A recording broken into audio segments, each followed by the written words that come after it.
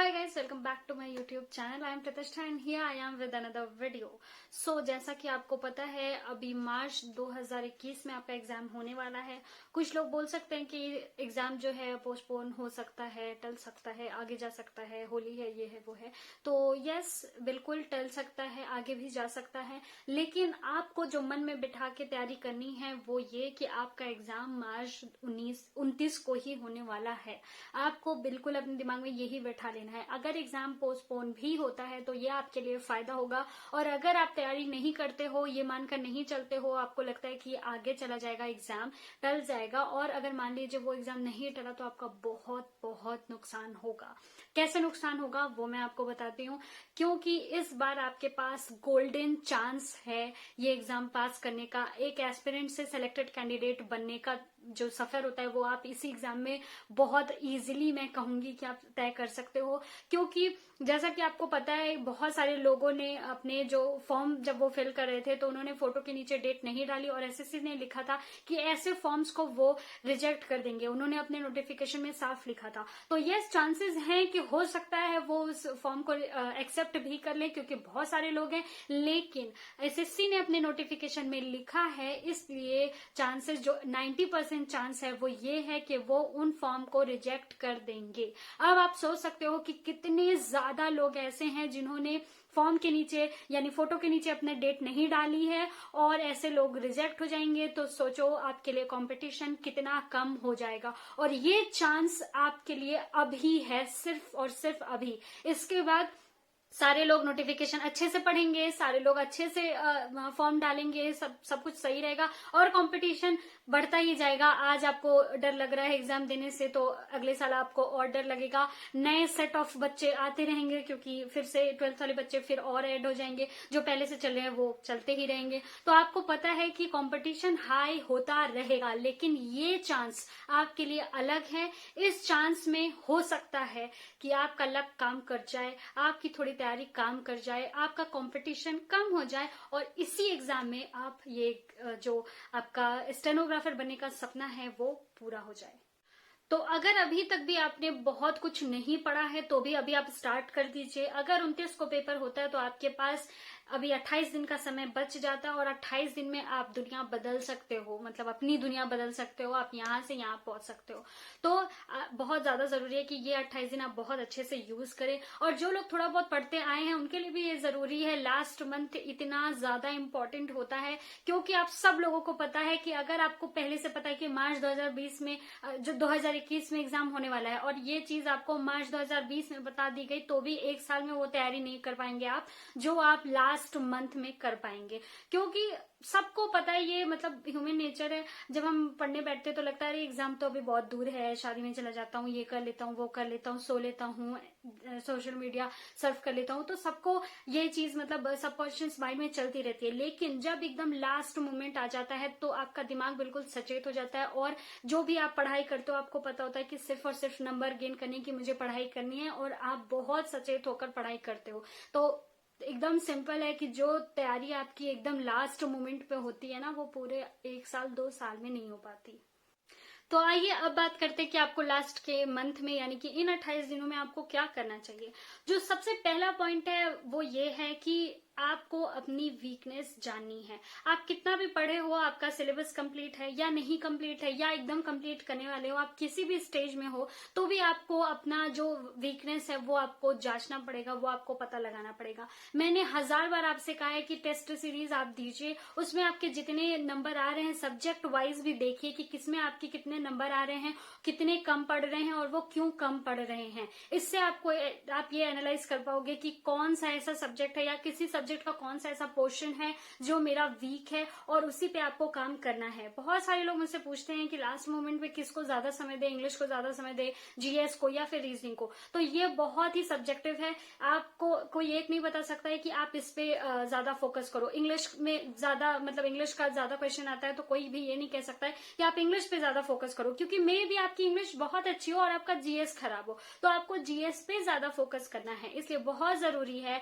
कि आप अपनी वीकनेस का पता कीजिए, जो भी आपकी वीकनेस है, जो भी पार्ट में है उसको पॉइंट आउट कीजिए, कहीं पर लिख लीजिए और उस पर मेहनत कीजिए, उस पर काम करिए। लास्ट मोमेंट में आपको यही करना है, क्योंकि बाकी सारी चीजें जो आपको अच्छी लगती हैं, आपको अच्छे से आती हैं, वो आपको तब भी आएंगी, लेकिन जो आपको नहीं आता है वो आपसे रह ही जाएगा। और इसीलिए जैसे आप अभी तक पास नहीं हो पा रहे हैं, अभी भी पास नहीं कर पाएंगे। तो वीकनेस को पहचानिए, उस पर काम कीजिए।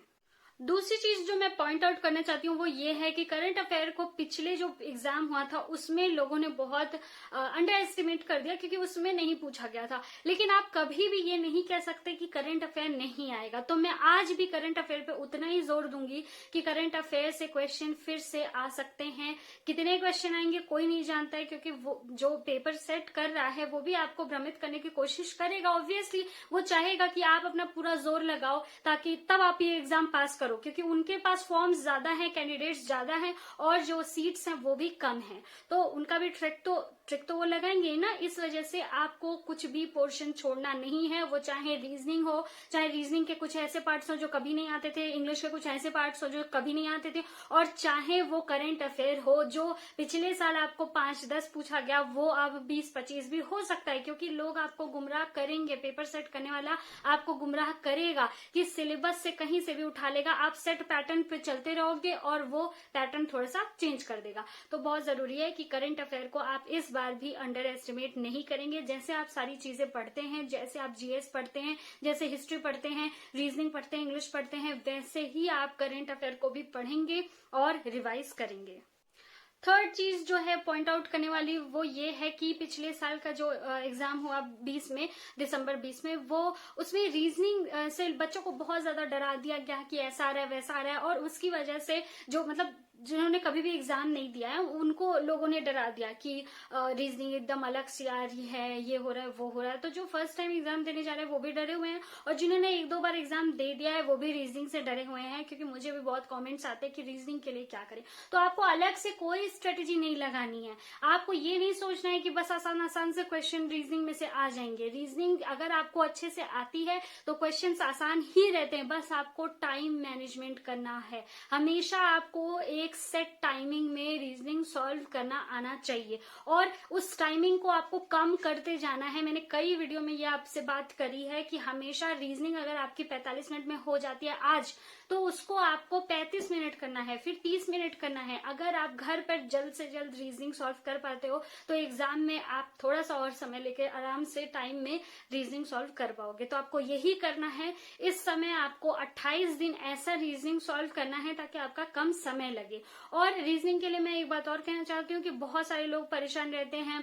जो मैट्रिक्स आता है, जो ये सीरीज के क्वेश्चन आते हैं, उसमें बहुत ज्यादा कंफ्यूज रहते हैं और उनको लगता है कि मेरा ये क्वेश्चन नहीं आया, फिर अगले पेपर में भी उसका सीरीज का क्वेश्चन नहीं आया, तीसरे पेपर में भी सीरीज का क्वेश्चन नहीं लगा पाया। तो इससे डरने की जरूरत नहीं है, ना ही इससे भागने की जरूरत है। अगर आपको सीरीज नहीं आ रहा है, आपको लग रहा है कि आप नहीं कर पा रहे हो, तो उस पर मेहनत कीजिए, बार बार उसको देखिए कि कैसे सॉल्व किया गया है, क्या ट्रिक लगाया गया है। और जब आप ट्रिक्स देखोगे तो आपका दिमाग आराम से अपने आप ही चलता रहेगा। जैसे कि आज आपने देखा कि सीरीज में ये पैटर्न लगा है, अगले दिन वो पैटर्न लगा है, किसी दूसरे में वो पैटर्न लगा है, तो आपके पास इतने सारे पैटर्न्स हो जाएंगे, आपको पता रहेगा कि ये सारी चीजें आपको चेक करनी है। तो सीरीज का और इन सारे क्वेश्चंस का कोई वैसा ट्रिक नहीं होता है, आपको प्रैक्टिस ही करनी पड़ेगी। और रीजनिंग में खासकर आपको ध्यान रखना है कि रीजनिंग को कम से कम समय में करने की कोशिश करिए।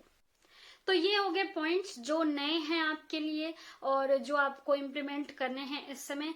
जो अगली बात है कि टेस्ट सीरीज कैसे करनी है, रिवीजन कैसे करना है, सिलेबस कैसे कंप्लीट करना है, क्या इंपॉर्टेंट है, करंट अफेयर कितना करना है, कहाँ से करना है, इंग्लिश में कितना पढ़ना है, इन सब के बारे में मैंने आपसे बात करी थी 3 महीने पहले, और मैंने एक वीडियो बनाया था लास्ट मंथ स्ट्रेटेजी नाम से, जिसका लिंक मैं आपको डिस्क्रिप्शन में दे दूंगी। वो वीडियो आप देखकर एग्जैक्टली उसको इम्प्लीमेंट कर सकते हैं आपके इन 28 दिनों की तैयारी में। क्योंकि वीडियो बनाने के लिए तो मैं ऑब्वियसली 3 वीडियो बना दूं, मेरा क्या है, मैं तो बना ही दूंगी कि हाँ चलिए 3 वीडियो हो गए। लेकिन मैंने तभी भी आपको जो चीजें बताई थी वो आज भी रेलेवेंट है ना। मैंने तब सिर्फ वीडियो बनाने के लिए बनाई थी और ना मैं अब सिर्फ वीडियो बनाने के लिए बनाऊंगी। अगर आप उस वीडियो को देखेंगे तो आपको पूरा अंदाजा लग जाएगा कि आपको एग्जैक्टली क्या करना है। अगर आप सच में एग्जाम पास करना चाहते हैं तो वो वीडियो देखिए। नेक्स्ट जो बात है कि इंग्लिश में, जीएस में, करंट अफेयर में, रीजनिंग में क्या इंपॉर्टेंट है,